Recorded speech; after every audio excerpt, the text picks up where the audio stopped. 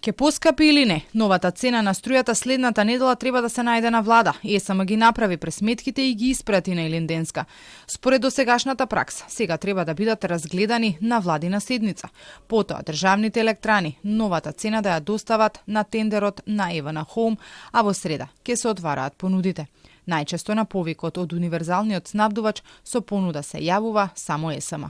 Од регулаторна претходно соопштија дека МЕПСО и електродистрибуција сега нема да доставуваат барања до нив, туку тоа ќе го направат во ноември. Сепак за тоа каква ќе биде цената за домакинствата и малите потрошувачи најмногу зависи од тоа што ќе понуди ЕСМ. Помал удел во пресметката имаат барањата од МЕМО, МЕПСО и електродистрибуција, кои пак ги разгледуваат регулаторите. Според информациите, електрани успеале да ја намалат производната цена, која надминуваше 100 евра за мегават час.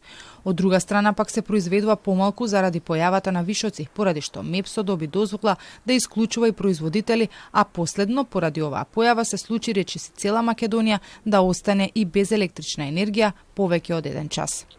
Останува да се види дали овие два параметри ќе помогнат и ќе отворат простор да се направи надолна корекција на цената на струјата за домакинствата и за малите потрошувачи.